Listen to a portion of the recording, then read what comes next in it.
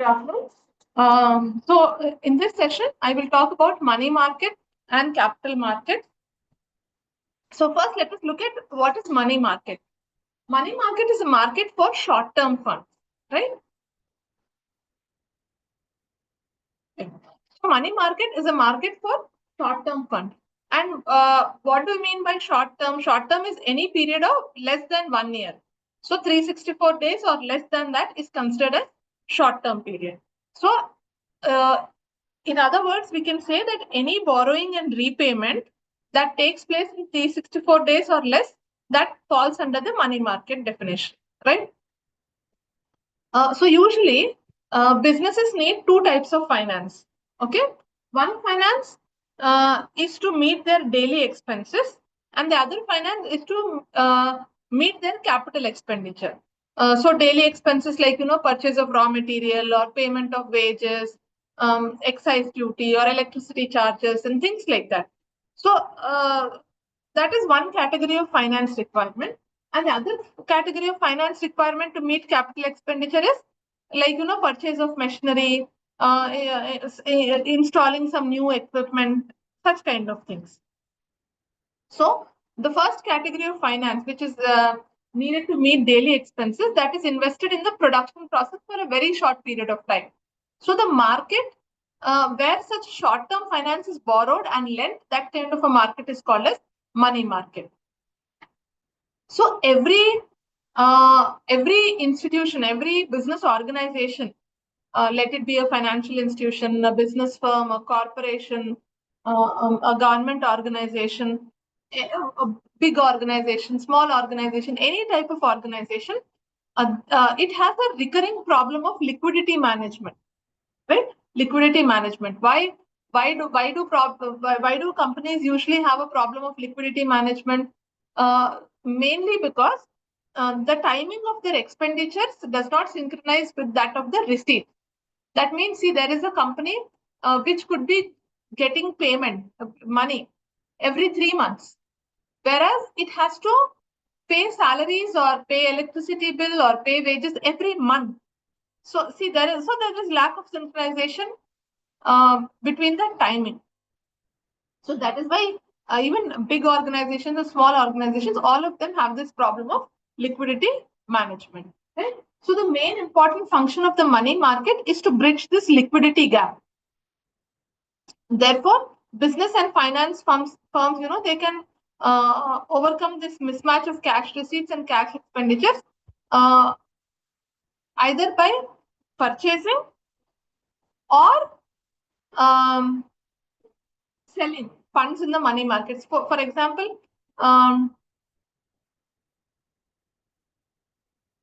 when I have excess money, I will buy these money market funds, right? When I do not have money, when I need money, I will sell these money market instruments, right?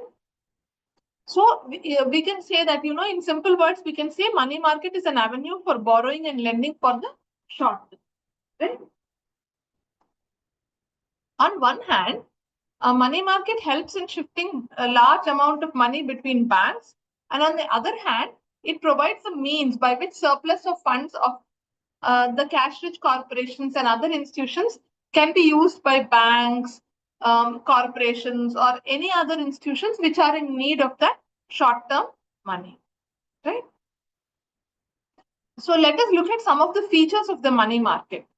So money market, some of the important features of the money market is, first thing, money market has got no geographical constraints like that of a stock exchange or anything like that. Though all those financial institutions which are dealing in this money market instruments, they can be spread over a wide geographical area.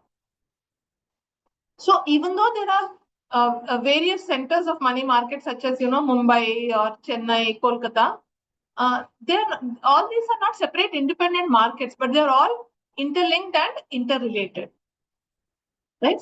And the next feature of money market is money market relates to all dealings in money or monetary assets. It is a market that is purely meant for short-term funds. And again, this market is not a single homogeneous market. There are again various sub-markets in it, like the call money market, the bill market, like that, right? Then money market establishes a link between RBI and the bank, and it provides information of all the monetary policy and management, right? So these are some of the objective features of money market. Next, coming to the objectives of money market. What are the objectives of money market? What is it that money market tries to fulfill? So the first objective is to cater to the requirements of the borrowers for short-term funds and to provide liquidity to the lenders of these funds. Right? So there are people who have excess funds, there are people excess funds for a short period of time, and there are people who again who need money for a short period of time. So what money market does is money market links these two people, borrowers and providers. And money market provides what can we call it? Like a place, a parking place, or a provision for us where we can employ our temporary surplus funds. Whatever temporary surplus funds we have, we can put it in the money market. And the next one is it provides facility to overcome short-term deficits. It enables the central bank to influence and regulate the liquidity in the economy. That can be done through money markets. Right? Next, looking at the structure of the Indian money market. See, broadly speaking, the Indian money market comprises of two sectors: the organized sector and the organized sector and the unorganized sector. Now, the organized sector, it consists of RBI, the SBI, and its associate banks, and then all the nationalized commercial banks, scheduled banks, non-scheduled banks, foreign banks, and all the regional rural banks. Right? So this is called organized because it is a part of the system that is very carefully monitored and coordinated by RBI. Then non-banking financial institutions like LIC, GIC, UTI also operate in this market, but they do not operate directly. They only operate indirectly through other banks. Right? So this also is a part of the organized sector. Then the quasi-government bodies and large companies,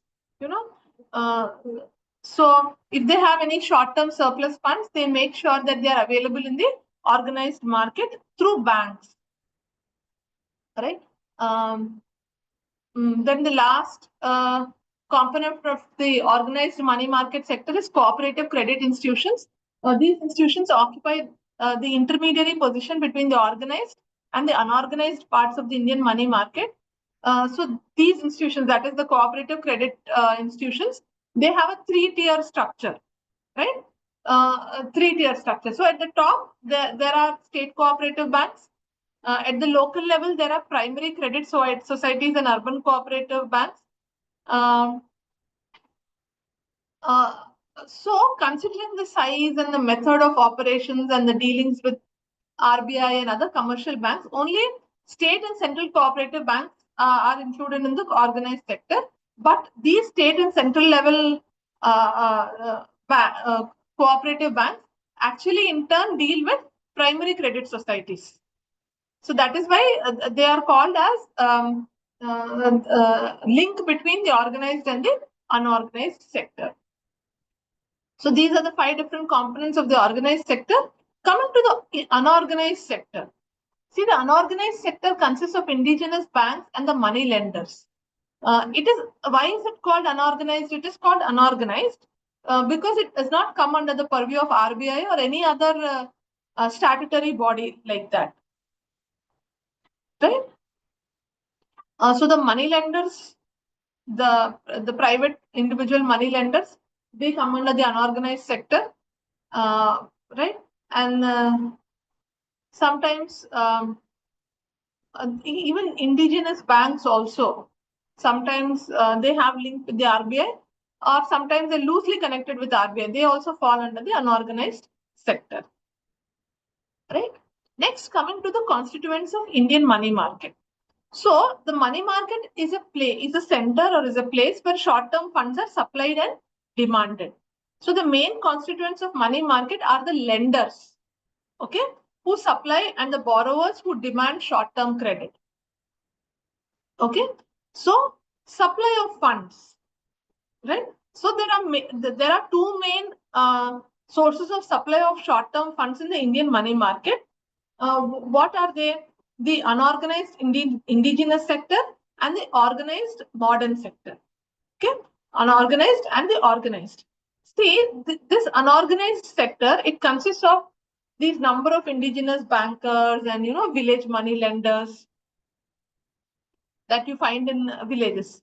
Whereas the organized sector comprises of RBI, SBI, commercial banks, cooperative banks. Then you have special banking institutions like IDBI, SFC, NABARD, Export-Import Bank, that is Exim Bank.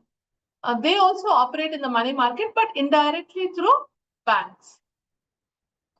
So this is the supply side of the money market. Looking at the demand side. So who are the main borrowers of short-term funds? So in the Indian money market, the main borrowers of short-term funds are the central government, the state government, okay, and then local bodies like municipalities, village panchayats, right? They also borrow short-term funds, and then finally traders, industrialists, farmers, and also the general public, right? So this constitutes the demand side of the money market. Next, coming to let us look at the components, the sub-markets of the organized money market.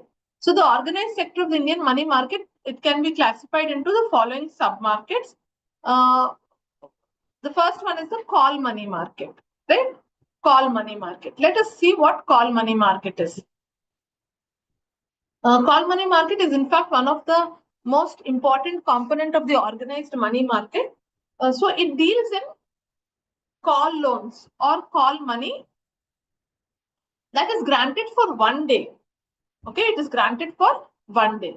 And since the participants in the call money market are usually banks, it is called as the interbank call money market. So banks which have temporary deficit of funds, that forms the demand side, and the banks with temporary excess of funds, that those banks fall under the supply side of the call money market. Okay. So what are the main features of the Indian money market? The main features of the Indian call money market.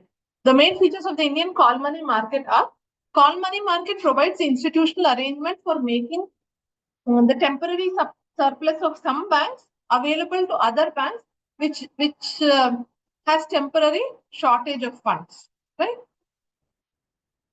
Mostly banks participate in the call money market, and SBI is always on the lender side. It is it always gives money, okay? And this call money market operates through brokers who always keep in touch with banks and establish a link between the borrowing and the lending banks. The call money market is highly sensitive, and it is a very, very competitive market. And therefore, this call money market, it can be used as an indicator of the liquidity position of the market, right? So depending on availability of funds, we can infer as to what is the liquidity position of the market at that point of time. And the rate of interest in the call money market is highly unstable. It quickly rises if there is pressure of excess demand for funds, and also quickly falls in case there is excess supply of funds that are available. Okay. So coming to the last feature of call money market, the call money market, it plays a very vital role. It plays a very important role in removing the day-to-day fluctuations in the reserve position of the individual banks and improving the functioning of the banking system in the country, right? So we are discussing about the components of the organized money market. The first one that we discussed was call money market. Then we're going to discuss about the treasury bill market, right? So this treasury bill market, it deals in treasury bills. These treasury bills are short term, that is, 91 days or 182 days or 364 days, depends. So these treasury bills are short term liability of the government of India. So theoretically speaking, these bills are issued in order to meet the short term financial requirements of the government. But if you look at the actual situation, they have now become a permanent source of funds to the government, right? So every year, a certain portion of treasury bills are converted into long-term bonds, right? Now, these treasury bills are of two types: ad hoc bills and regular bills. So, ad hoc treasury bills, they are issued to the state government, semi-government departments, and foreign central banks. Um, so they're not sold to banks and the general public, and they're not marketable at all. Whereas the regular treasury bills, these treasury bills are sold to the banks, to the general public, and these are freely marketable, right? So both the ad hoc treasury bills and the regular treasury bills, both of them are sold by Reserve Bank of India on behalf of the central government. In fact, in countries like USA and UK, the treasury bill market is much more developed when compared to the treasury bill market in India. In US and UK, treasury bills are they're the most important market instruments. Right? And why are treasury bills such an important component of the money market is that treasury bills provide a risk-free, profitable, and a highly liquid investment outlet for short-term surpluses of various financial institutions, and they also form a very important source of raising fund for the government. Okay, for the central bank, that is the RBI, these treasury bills are the main instrument of open market operations. Whereas the Indian treasury bill market, it has no dealers except the Reserve Bank of India, right? Besides the Reserve Bank of India, some treasury bills are held by commercial banks, state government, and semi-government bodies.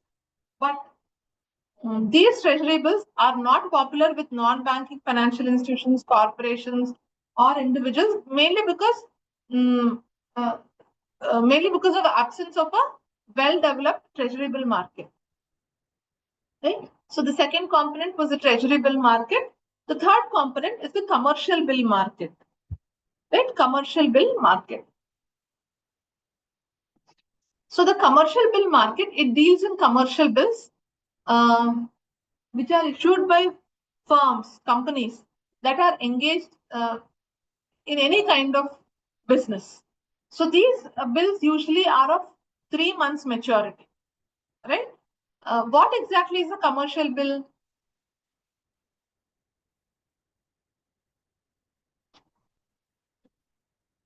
A commercial bill, it is a promise to pay a specified amount in a specified period by a buyer of goods to the seller of goods. So if I have bought raw material from XYZ company, I am not in a position to pay money right now. So what do? I promise to pay. Take for example, today I purchased raw material worth rupees 1 lakh rupees. So what I do is I give it in writing. I promise to pay this 1 lakh rupees in a specified period, whatever it is. It could be 1 month, 3 months, 2 months, whatever it is. That is known as a bill. That promise to pay a specific amount in a specified time period, that is known as a bill, a commercial bill. Right? So the seller, that is the person who sold the goods and on credit, right? He's the person who sold goods on credit. He draws the bill, or in other words, he writes the bill and sends it to the buyer for acceptance. So I told you I purchased raw material from XYZ Company Limited. So XYZ Company draws the bill, or in other words, writes the bill and sends it to me for acceptance. And either I or my banker will have to write the word accepted on the bill. Right? That word accepted has to be written on the bill and it has to be signed. So then it becomes a marketable security. The moment I wrote, I write accepted and sign on it, it becomes a marketable security. So once I sign, I have to send it back to the seller. Now, the seller can keep the bill with him and wait for that 3 months period or whatever it is. Or what the seller can do is, now the seller can also sell that bill, or in other words, it is called as the seller can now discount that bill. So the seller cannot wait for 3 months period. Seller needs cash right now.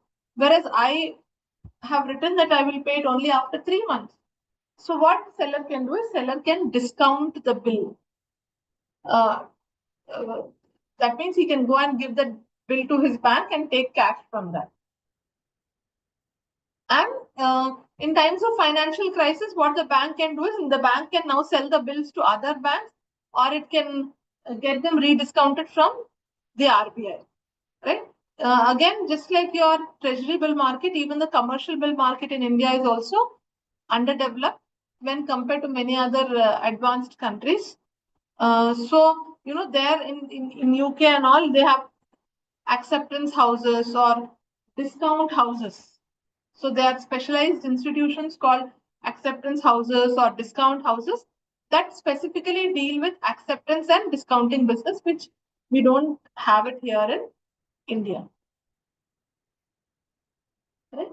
Then the fourth component of the money market is the collateral loan market. Okay, collateral loan market.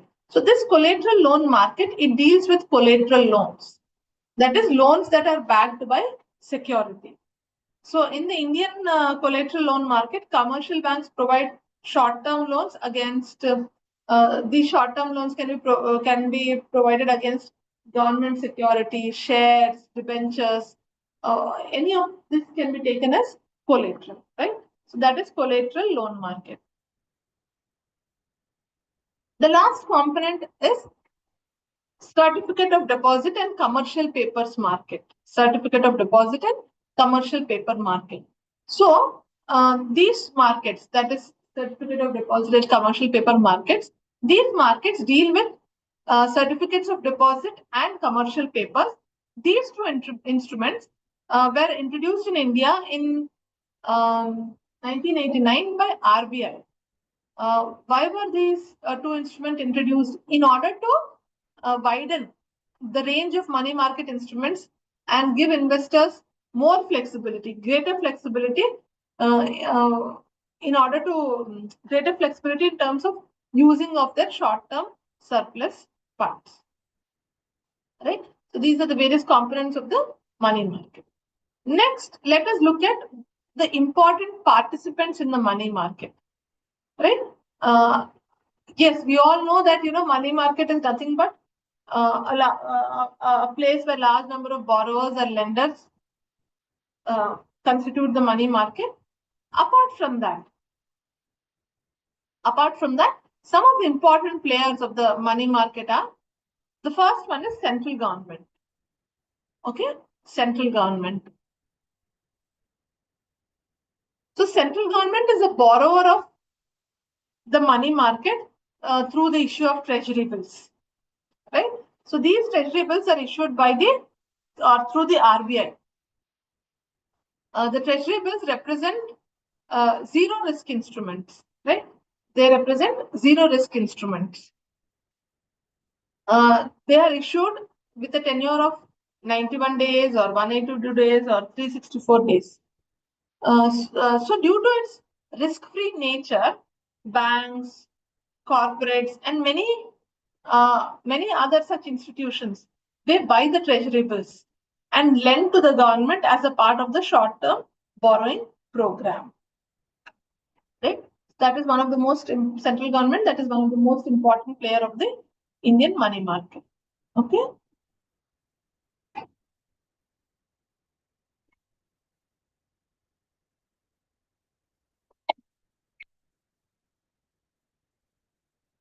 The next important component of the Indian money market are the public sector undertakings.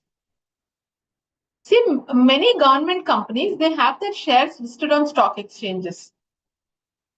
And as listed companies, they can issue commercial paper in order to obtain their working capital finance. So PSUs are only borrowers in the money market, right?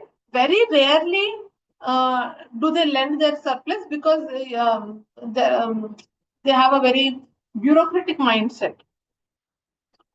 So the treasury operations of all these public sector undertakings are very inefficient, with huge cash surplus remaining idle for a very, very long period of time. Then the third important players are insurance companies. So both general insurance as well as life insurance companies, they are lenders in the money market. They are usually lenders in the money market. So being cash surplus entities, they do not borrow in the money market, right? They don't borrow, they only lend.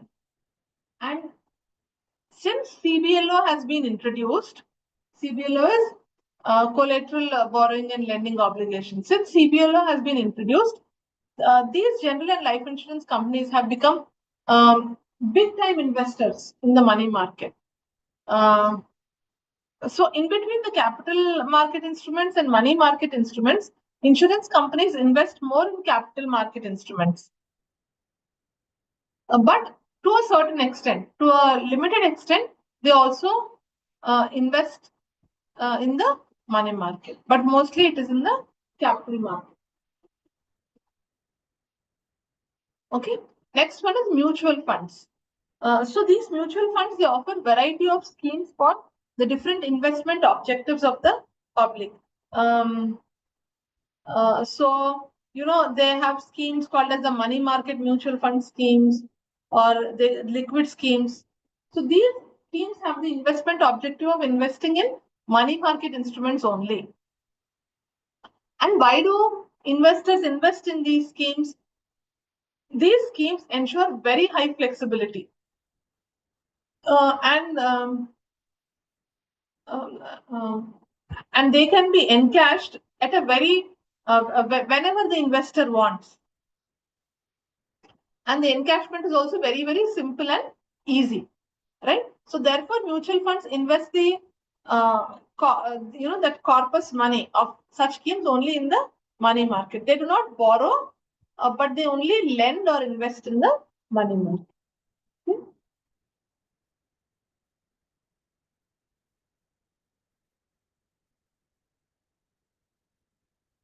Next important player of the money market are banks, right? So scheduled commercial banks are very big borrowers as well as lenders in the money market. They borrow and lend in call money market, short notice market, repo market, reverse repo market, right? They also borrow in rediscounting market from RBI and IDBI also. They lend in commercial papers, right? They buy the commercial papers that are issued by companies and listed public sector units. And they also borrow through issue of certificate of deposits to the various organizations, to the corporates, right? Then the sixth important player of the money market are the corporates, right? These corporates, they borrow by issuing commercial papers, right? What are these commercial papers? These commercial papers are short-term promissory notes.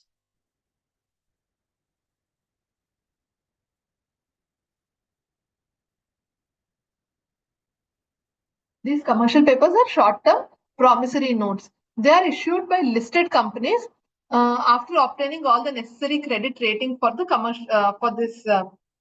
commercial papers. They are also lent in the CBLO market. Whatever surplus, temporary surplus they have, they lend it in the CBLO market. When the interest rate is high, right? So they are lender to banks when they buy the certificate of deposit that is issued. So banks, when they issue the certificate of deposit, sometimes these corporates buy those certificate of deposit. So that way, they are actually lending to the banks. They are also lenders to the government also. Why? Because they also purchase treasury bills. Whenever they have surplus funds, they also purchase treasury bills, right? And apart from these uh,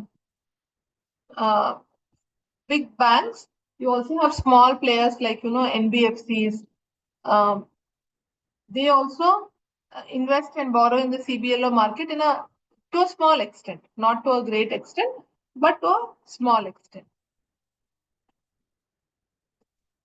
Next, let us look at some of the problems or the defects that are associated with the Indian money market. See, a very well-developed money market is a necessary precondition for effective implementation of the monetary policy, right? For the necessary implementation of the monetary policy. So, the central bank regulates and controls the money supply in the country through the money market. But unfortunately, the Indian money market is inadequately developed. It is loosely organized and it suffers from a lot of weaknesses. Let us discuss some of the weaknesses now. The first one is the dichotomy between the organized and the unorganized sector. So the most important defect of the Indian money market is its division into two sectors, the organized and the unorganized sector. And there is very little contact, coordination, and cooperation between these two sectors. So in such kind of a scenario, it is very difficult for Reserve Bank to ensure information and effective implementation of its monetary policy in both the sectors. Right? So that is one problem, dichotomy between the organized and the unorganized sector. The next one is predominance of the unorganized sector. Another problem or defect of the money market is the predominance of unorganized sector.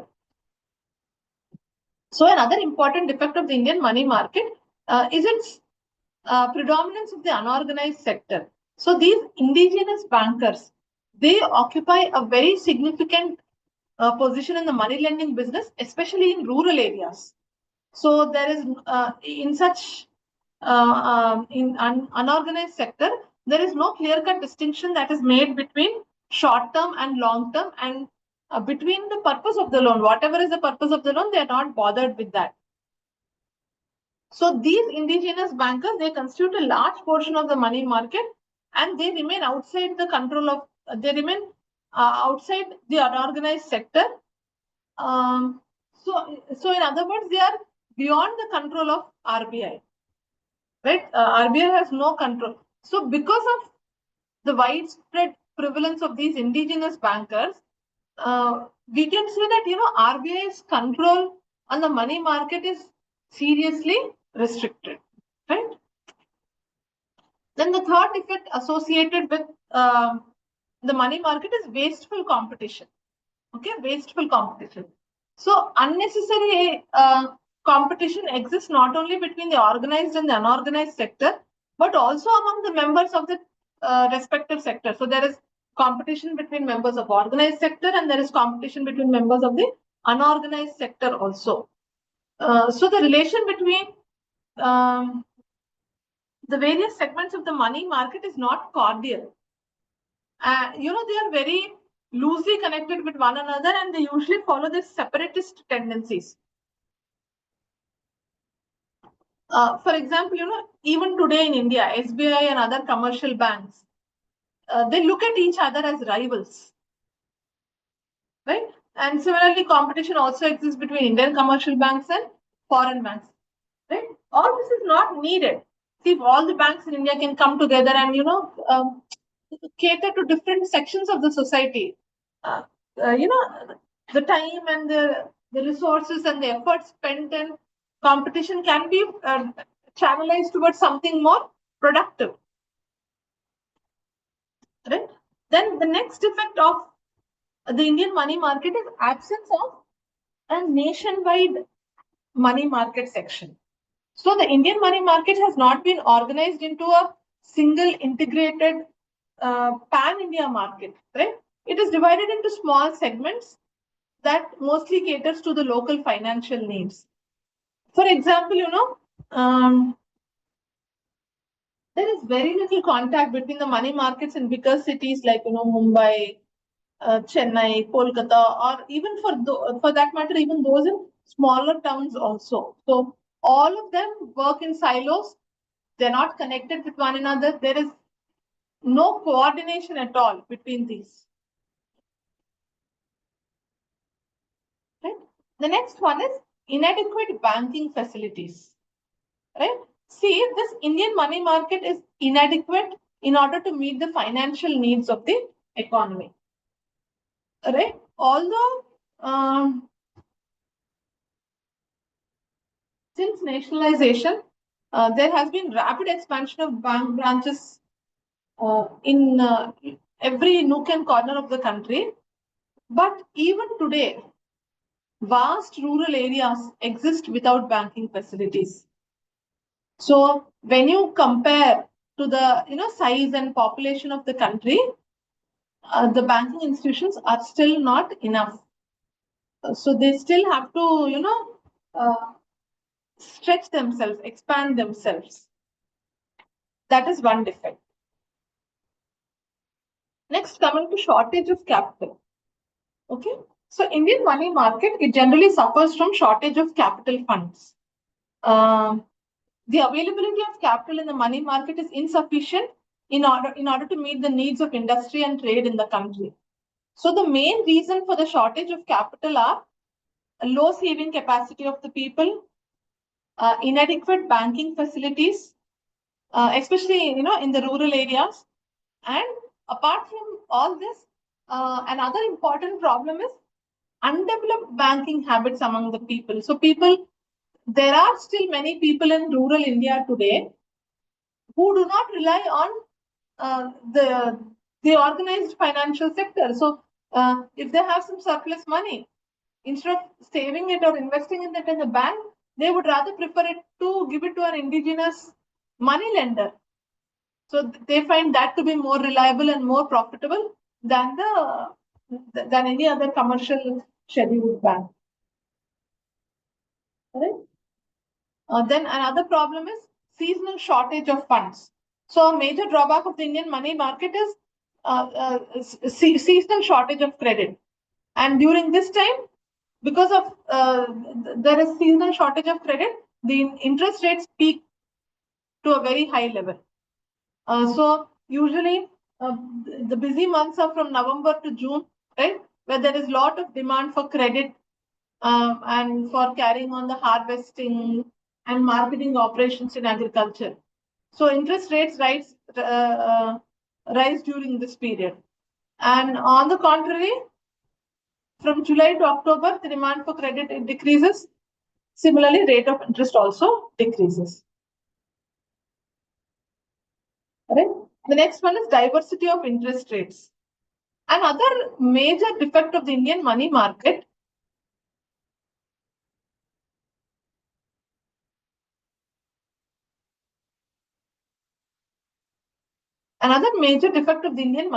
is the existence of multiple and disparate interest rates. Right? These interest rates vary from city to city. Right? Then because of this disparate interest rate, it adversely affects the smooth and effective functioning of the money market. Right? And the last one is absence of bill market. So the existence of a well-organized bill market is very, very essential for proper and efficient functioning of a money market. But unfortunately, in spite of a continuous and concerted effort by RBI, the bill market in India has still not yet been fully developed. Right? So this is about the money market in India. Right? Then there is a concept that you need to know in terms of monetary action. That concept is called as sterilization. Okay. So what is sterilization? Sterilization is a form of monetary action in which the central bank, that is the RBI. Central bank is nothing but RBI. The RBI seeks to limit the effect of inflows and outflows of capital on the money supply. Right? Whenever the RBI is trying to limit the effect of inflows and outflows of capital on the money supply, whatever action they take up, that is called as sterilization. So this sterilization most frequently involves the purchase or sale of financial assets by a central bank, and it is usually designated to offset the effect of foreign exchange intervention. Right? So this sterilization process, it is used to manipulate the value of one domestic currency in terms of another. And this is usually initiated in the foreign exchange markets. Right? So this concept of sterilization, it requires a central bank to look beyond its national borders by getting involved in foreign exchanges. For example, if RBI purchases foreign currency, for example, it purchases US dollar with rupees, then it has in its reserves. So it has dollar in its reserves. So what does this action result in? This action results in there being less rupees in the overall market, and it has been placed in the reserves by the RBI, and more dollars, because the dollars that were there in US Federal Reserve are now available in the open market. Right? Now, in order to sterilize the effect of this transaction, now the RBI can sell government bonds, which removes rupee from the open market and replaces them with the government obligation.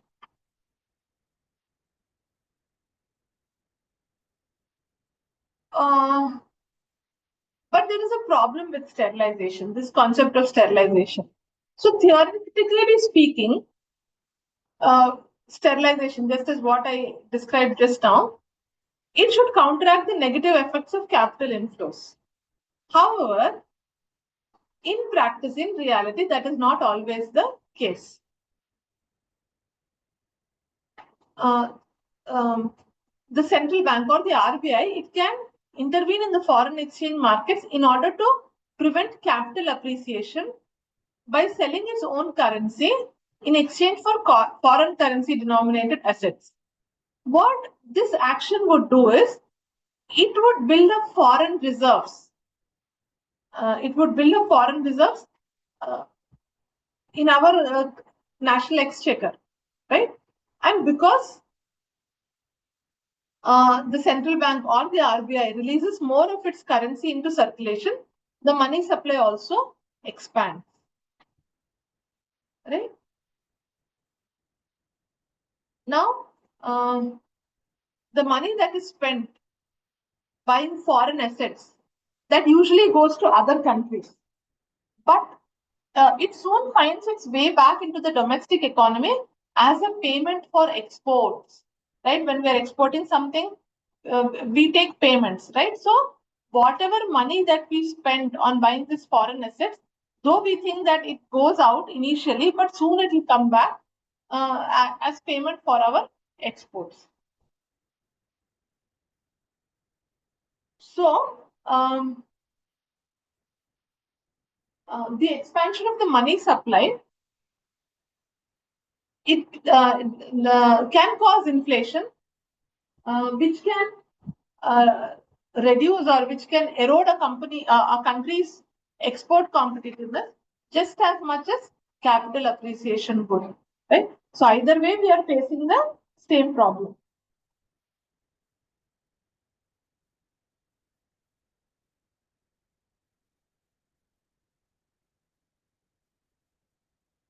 And another problem associated with sterilization is that, some countries might not have the tools to effectively execute this in open markets. So a country that is not completely integrated with the world economy, they might find it difficult to conduct operations in the open market, right? So, like many developing countries, they might not have these sophisticated financial instruments to offer for investment to foreign investors. And these central banks may also have to deal with operating losses since they are required to conduct transactions in foreign currencies for their portfolio of assets. But this problem can especially be big for developing countries because of this imbalance in exchange rates. Right? So this is about sterilization. Next, coming to derivatives. Right? Let us try to understand what derivatives are. Right? Financial derivatives. What are financial derivatives? So derivatives are financial instruments whose value is dependent on the performance of another asset. Okay? Derivative is a financial instrument whose value is dependent on the performance of other asset or a group of assets, or sometimes even a specific index also. So these instruments, they can be traded either on formal exchanges or through private over-the-counter transactions. Right? One thing that needs to be noticed here is that prices of these derivatives change based on the variations in the value of the assets to which they are linked. Right? So there are mainly 4 types of derivative contracts: futures, forwards, options, and swaps. Okay, futures, forwards, options, and swaps. These derivatives, they provide a number of benefits like risk management, portfolio diversification, and enhanced returns. These are the various benefits associated with derivatives, but they also carry significant risks. They include very high volatility. There is always this risk of counterparty default in OTC markets. And the derivative markets or the derivative instruments, they're susceptible to market manipulation. Right? So the derivatives market, they involve diverse participants. They are hedgers who want to mitigate their risk. There are arbitrageurs who gain or benefit by exploiting price discrepancies, and then there are margin traders who leverage these borrowed funds for potentially amplified gains. Right? So these are the various participants involved in the derivatives market. Right?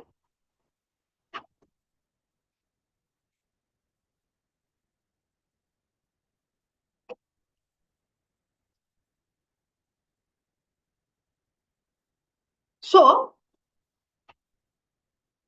typically, derivatives can be called as leveraged instruments. Meaning what? Meaning that they can amplify both potential profits as well as losses. Right? Now let us try to look at the different types of derivative contracts. So I told you there are 4 different types of derivatives: futures, contracts, forwards, and options. Each of these different type of instruments has its own risk structure. It has its own risk profile, but it also shares the characteristic of being linked to to the performance of an underlying asset. Right? First, let us look at futures. So future contracts are standardized agreements to buy or sell an underlying asset. Right? Future contracts are standardized agreements to buy or sell an underlying asset at a predetermined price on a specified future date. These futures, they are traded on organized exchanges. They provide a transparent platform for participants to hedge against price fluctuations. And the standardized nature, it ensures liquidity and ease of trading. Why? Because there are daily settlements. So you have daily settlements in futures, and these daily settlements are based on market price changes. Right. So that is about futures. Next, coming to forwards. Forwards are very similar to futures, but these forwards are not are not traded on any exchange. They are privately negotiated between two parties, right? So the two parties enter into an agreement. These agreements, they outline the terms for buying or selling an asset at a future date and price. Forwards, their biggest advantage is they offer flexibility in customization. In other words, they are tailor-made. The tailor-made hedging solutions, right? As per the needs and requirements of the lender and the borrower. But then the problem is they lack the standardized features. As far as futures is concerned, you have a centralized clearing also system also, which is not there in forward contracts. The third derivative instrument is options. What are these options? These options provide the buyer with the right, but not the obligation. Right? Buyers have the right, but not the obligation to buy or sell an underlying asset at a predetermined price within a specified period. When a person has the right to buy, it is called as a call option. And when one second. And when the investor has the right to sell, one second. Because I'm taking online class here.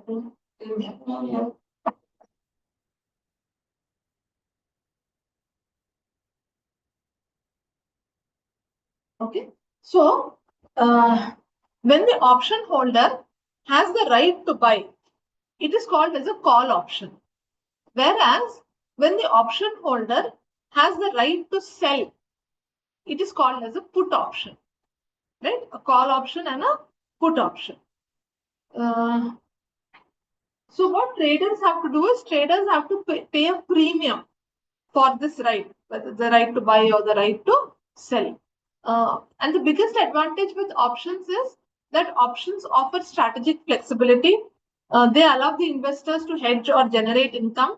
And most importantly, the buyer's risk is just limited to the premium paid, whereas the potential gains, theoretically speaking, are unlimited. Right? So that is about options. The next one is, or the last type of derivative instrument is swaps.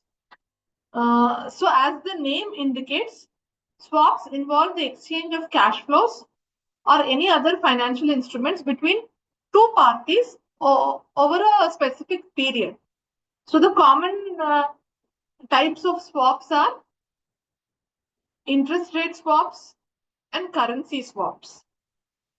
Okay. Swaps are also customizable agreements that are tailored to specific needs, allowing participants to manage interest rate exposure or gain access to different currencies. And unlike futures or options, swaps are usually traded over the counter, right?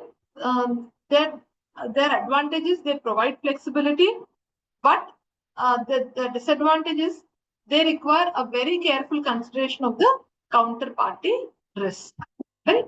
So this is about swaps. These are the four different types of derivative instruments. The next topic that we're going to discuss is the Indian capital market. We discussed about Indian money market. Now let us discuss about the Indian capital market.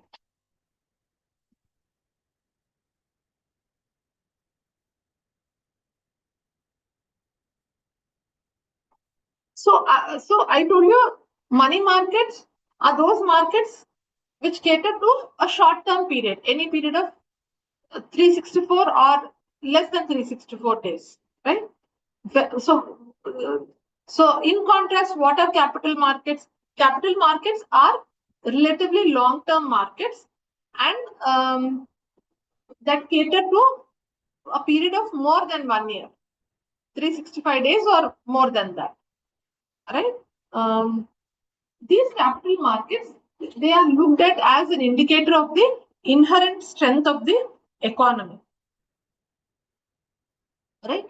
It is the largest source of funds with long and indefinite maturity for companies, and thereby it is a biggest source of capital formation.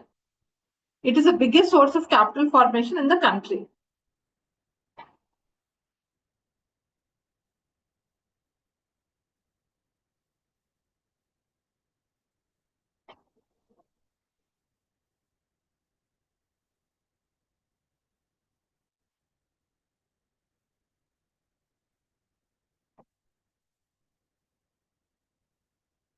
Now, this capital market, it is usually divided into two parts, the primary and the secondary stock market.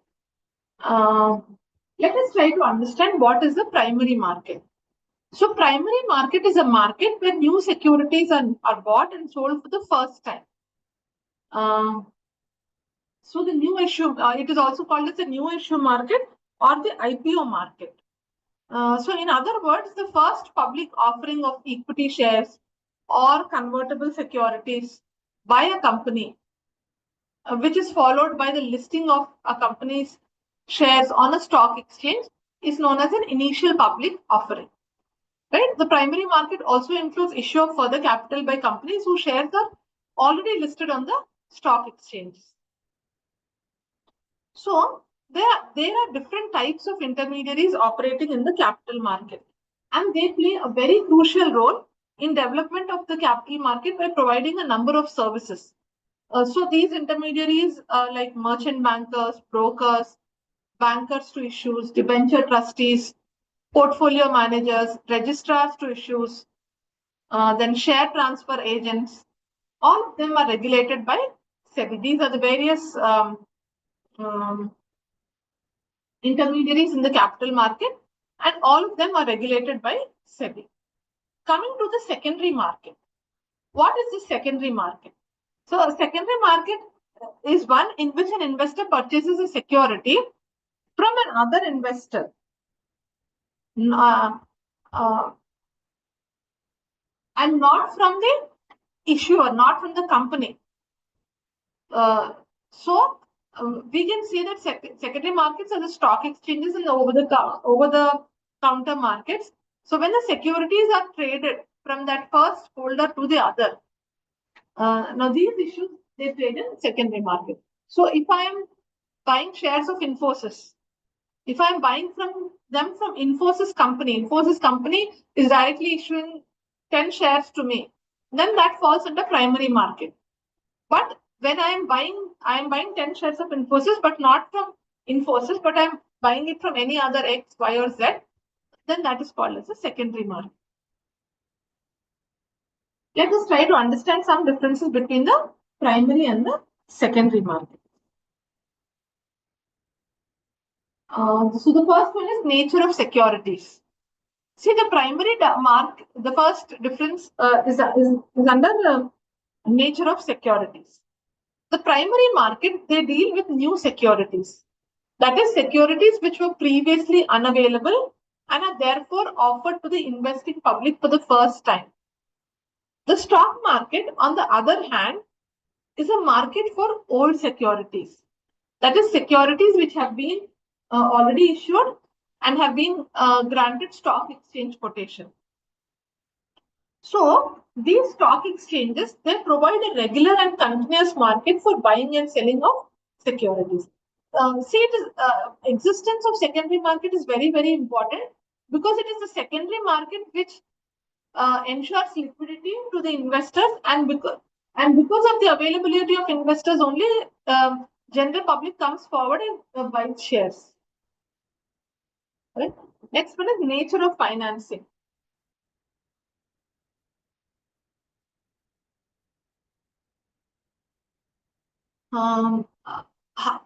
See, there is a difference in the way in which the primary market and the secondary market contributes to the industrial finance. What primary market does is primary market provides additional funds to the issuing companies, either for starting a new enterprise or for expansion or diversification of the existing one. And therefore, what is it doing? It is contributing to the company financing directly. Whereas the secondary markets, they cannot generate excess funds or additional funds for the company because the company is nowhere involved in the transaction. But does it mean that the stock markets have no relevance as far as this, transfer of resources is concerned? No. Their role regarding the supply of capital is indirect, but they do contribute. The existence of secondary markets, it provides institutional facilities for continuous purchase and sale of security, and it lends two very important features required for any market: liquidity and marketability. Because liquidity and marketability are available, right? Because liquidity and marketability are available, because of these two features, general public come forward and purchase securities. If there was no marketability, if there was no liquidity, then general public would not have come forward in order to purchase these shares.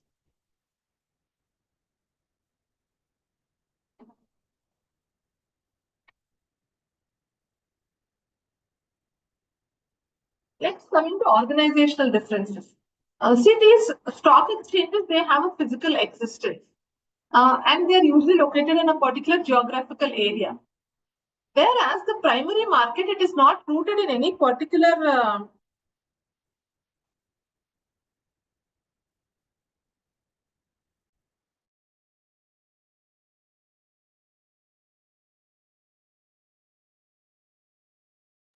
they are not rooted in any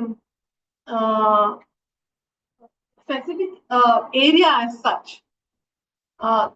In fact, the primary market, it neither has any tangible form of any administrative organizational setup like that of a stock exchange, or nor is it subjected to any centralized control or administration for the customization of its business. So it is recognized only by the services that it renders to the lenders and borrowers of capital funds at the time of any particular operation. So these were some of the differences between the primary market and the secondary market. But there are also some similarities. There are also some similarities between the primary and the secondary markets. Let us look at some of the similarities. The first one is listing. See, the securities that are issued in the primary market, they are invariably listed on a recognized stock exchange for dealings, in order to deal with them.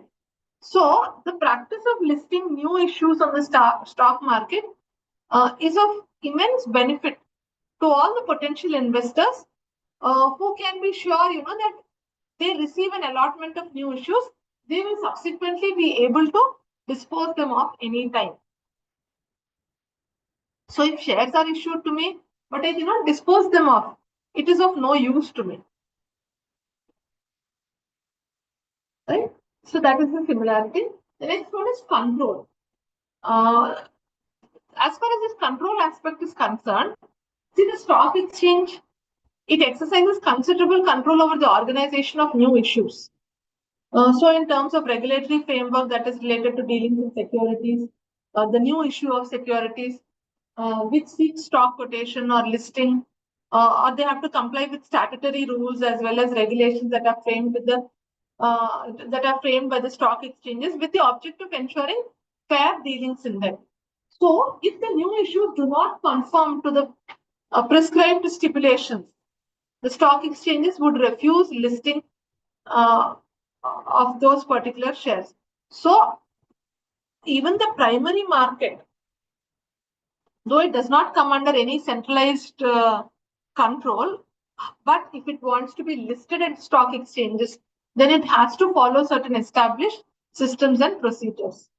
So the markets for new and old securities, they're economically a very integral part of a single market, like the capital market. So their mutual dependence from the economic point of view has only two dimensions, right? One is that the behavior of the stock market has a very significant bearing on the level of activity in the primary market, and therefore its responses to capital issues. And the second dimension, is that of mutual interdependence, right?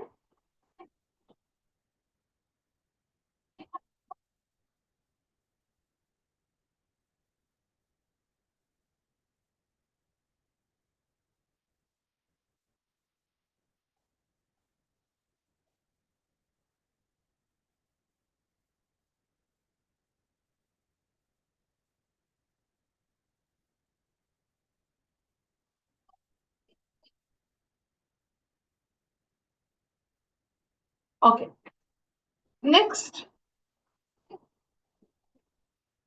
let us look at some of the functions of the stock exchanges.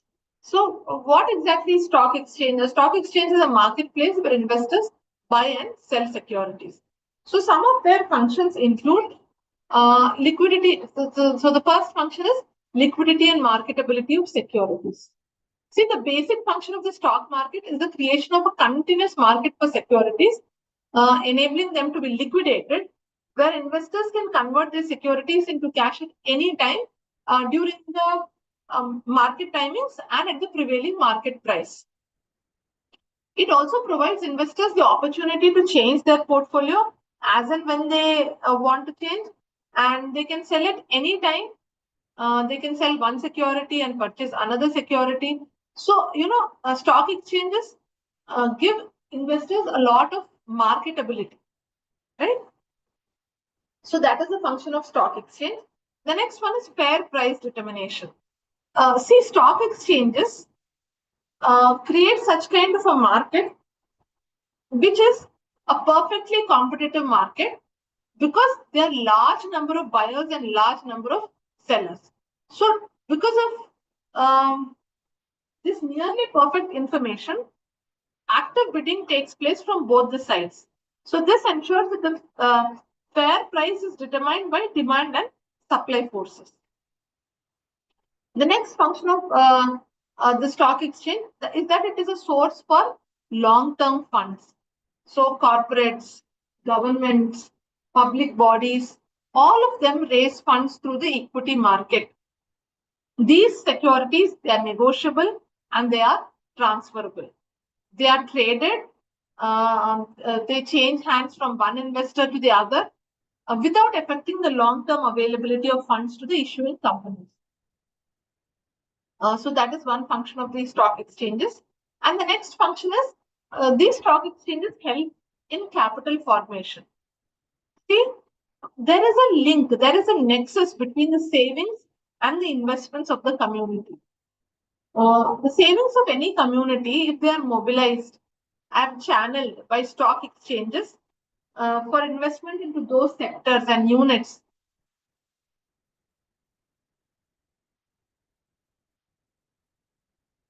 which are favored by the community at large, on the basis of criteria like good return or appreciation of capital and so on.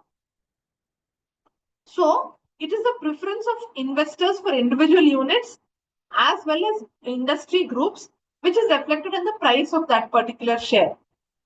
So that decides the mode of investment. Okay. So stock exchanges render this service by arranging for a preliminary distribution of new issue of capital that is offered through prospectus, and also offers for sale of the existing securities. So in an orderly and systematic manner. Right? So that is another important function. Another important function of the stock exchange or the stock market is the stock markets reflect the general state of the economy. So the performance of the stock market, it reflects the boom and the depression in the economy. So now Indian stock markets are not doing well. So the Indian stock markets are falling day after day for the last 2 or 3 months. So this can be taken as an indicator of the performance of the overall economy, right? Um, so these are some of the functions of the stock exchanges.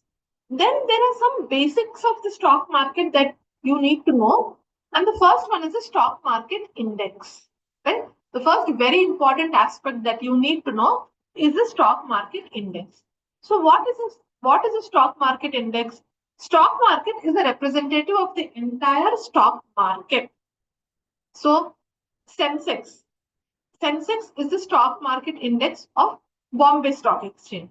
Similarly, Nifty is the stock market index of the National Stock Exchange. So every stock exchange has its own stock market index. So the movements of the stock market index, they represent the average returns that are obtained by investors in the stock market. So usually a base year is decided upon, and a basket of base shares are also decided upon, and the changes in the market price of these shares, that is calculated on a daily basis. So the shares that are included in the index are those shares which are traded regularly in high volume. And in case that trading in any of these shares stops or it comes down, then it is immediately excluded from the index and another company share is replaced, right? Now, how is the value of this stock market index calculated? There are a number of basic steps that are involved as far as calculation of the stock market index is concerned. See, what the first thing that is done is the market capitalization of each individual company that comprises the index, that is calculated. Like I told you, BSE Sensex. BSE Sensex consists of 30 companies, whereas Nifty, it consists of 50 companies. So in case of BSE Sensex, the market capitalization of each and every company is calculated. Similarly, same thing with Nifty also. Then the total market capitalization is arrived at by adding the individual market capitalization of all the companies. Then, for calculating the index of the next day, it requires the index value and also the total market capitalization of the previous day. And then there is a formula that is usually used in order to calculate the index value, and the formula is index value is equal to index on previous day into total market capitalization for current day divided by total capitalization of the previous day. Right? I repeat once again. Index value, the index value is calculated using a formula, and the formula is index value is equal to index on previous day into total market capitalization of the previous day for the current day divided by total market capitalization for the previous day. Right? So that is one thing that you need to understand about the stock market index. Then you have something called as a settlement cycle also. You also need to know what is a settlement cycle. So, SEBI has introduced a new settlement cycle known as the rolling settlement cycle. So this cycle starts and ends on the same day, and settlement takes place on T plus X days, where X is 2 days, which is the business days from the date of the transaction. So if today there is a transaction entered, so 2 business days from today. So unlike the periodic settlement cycle, what happens in a rolling settlement is the trading sessions are concluded on the very same day itself. Right?